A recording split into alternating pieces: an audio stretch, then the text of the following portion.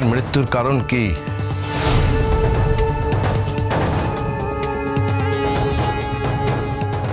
বেটি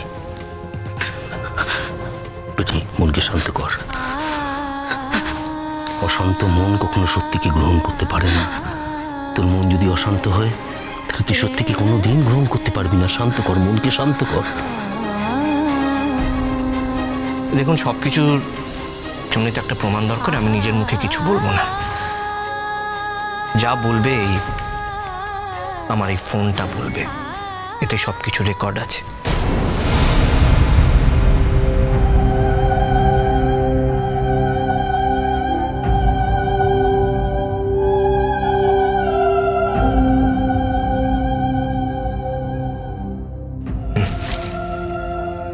নাও শোনো অদ্রিজা।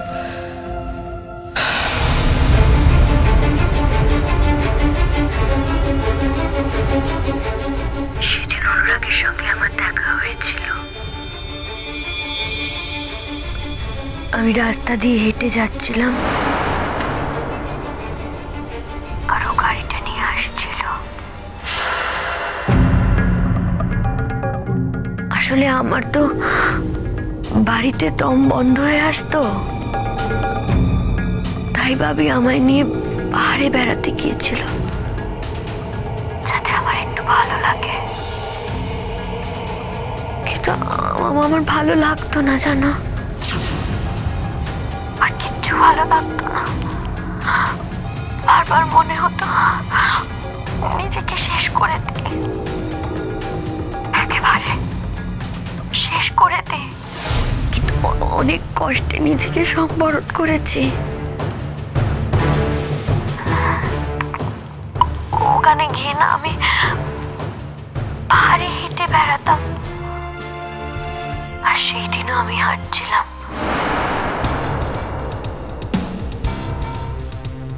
ঠিক তখনই অনুরাগের গাড়িটা ওখান দিয়ে পাস করছিল।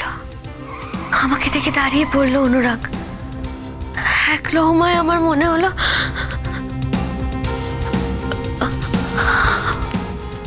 আমি ওকে আজ জানতে চাইবই যে কেন আমার সঙ্গে এরকম করেছিল। কেন প্রথম দেখাতেই আমাকে গ্রহণ করেনি। তাহলে তো এত ঘটনা ঘটতো না, এত কিছু হতো না। সেদিন যদি আমার বোনকে ভালো না বেশে আমায় ভালোবাসতো, আমাকে গ্রহণ করতো, তাহলে আমাকে এত খারাপ হতে হতো না। আমার বারবার মনে হলো আজ সেই সুযোগ।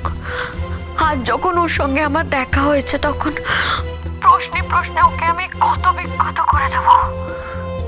ওকে আমি জানতে চাইবো কেন আমার সঙ্গে এরকম করেছে, কেন আমার জীবনটা তছনছ করে দিয়েছে ও, কেন তছনছ করে দিয়েছে আমার জীবনটা।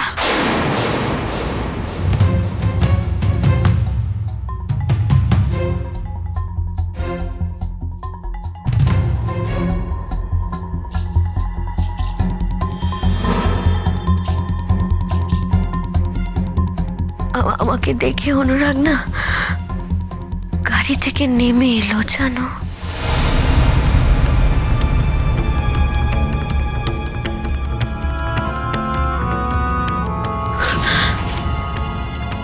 আমি অনুরাগের কাছে জানতে চাইলাম, তুমি কেন আমার জীবনের এত বড় সর্বনাশ করেছিলে? কেন আমার জীবনটা এইভাবে তছনছ করে দিয়েছিলে তুমি, বলো। এত কথা হতে হতে না কখন আমরা একেবারে পাহাড়ের ঢালে গিয়ে পৌঁছেছিলাম বুঝতেই পারিনি।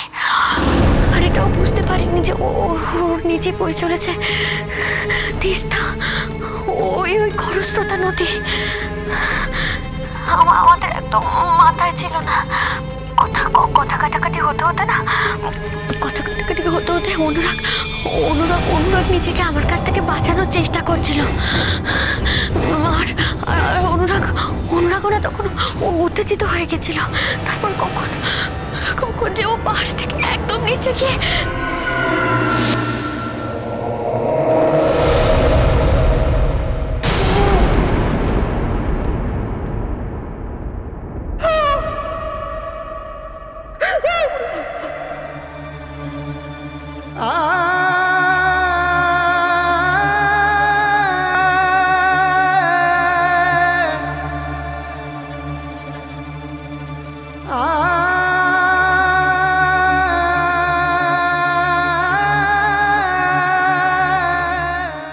পারিনি, একদম বুঝতে পারিনি। আমি দৌড়ে দৌড়ে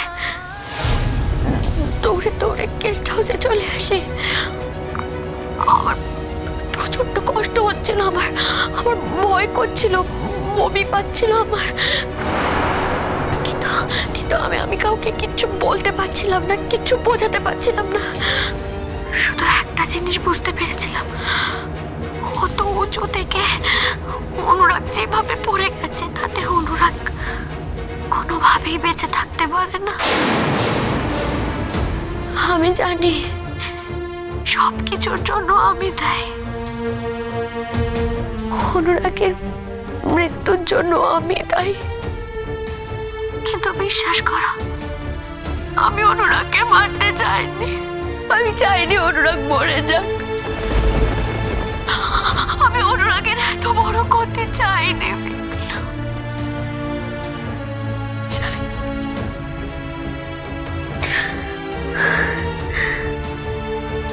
আজ আমি তোমাকে সব কথা বললাম, তুমি জানতে চাইলে বললে। আর তোমাকে এই কথাগুলো বলে না, আমি সত্যি অনেকটা হালকা লাগছে গো, বড্ড হালকা লাগছে।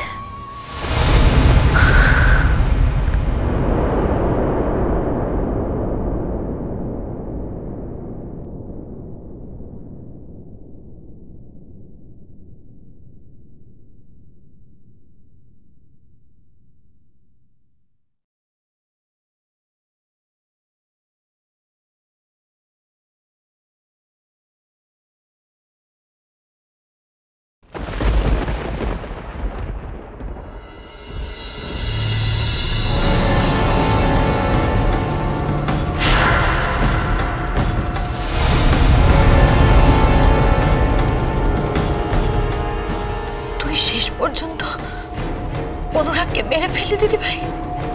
আমি অনুরাগকে মারিনি মেঘলা, বিশ্বাস কর, আমি মারিনি অনুরাগকে।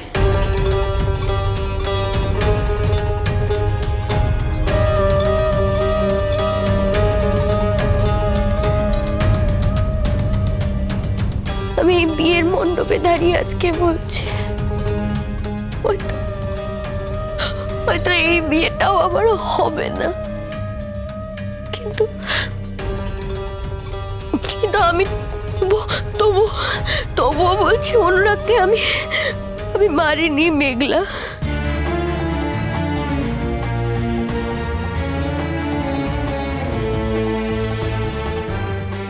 অনুরাগ আবার জীবনে তোর থেকে কিছু কম ইম্পর্টেন্ট ছিল না রে। এত কিছুর পরেও না, এটাই সত্যি,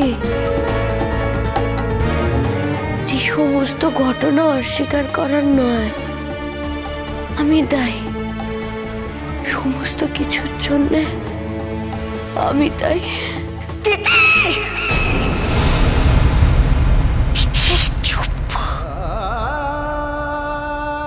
আমার কপালে শান্তি নেই তিথি। তিথি, তোমার জন্য আমি কোনোদিন শান্তি পেলাম না জীবনে, শুধুমাত্র তোমার জন্য পেলাম না তিথি।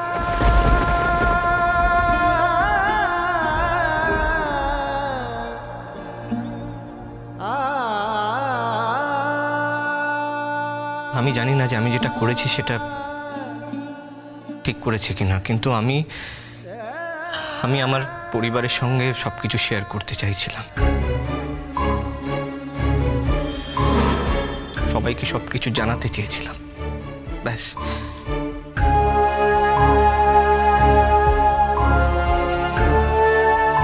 আমার কখনোই এটা উদ্দেশ্য ছিল না যে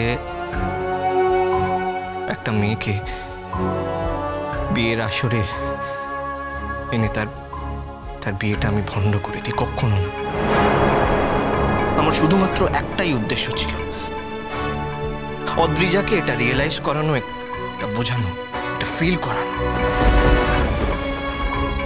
যে অনিচ্ছাকৃতভাবে হলেও ও যে কাজটা করেছে তার জন্য আমরা সবাই কতটা কষ্ট পেয়েছি, আমার পরিবার কতটা কষ্ট পেয়েছে, মেঘলা কতটা কষ্ট পেয়েছে।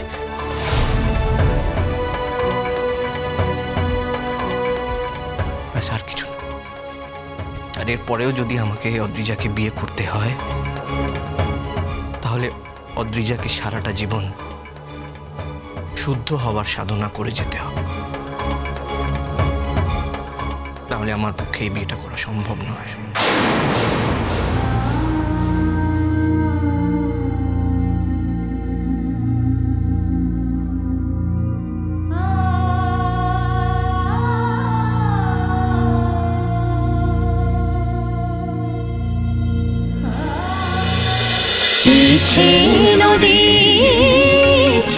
নদী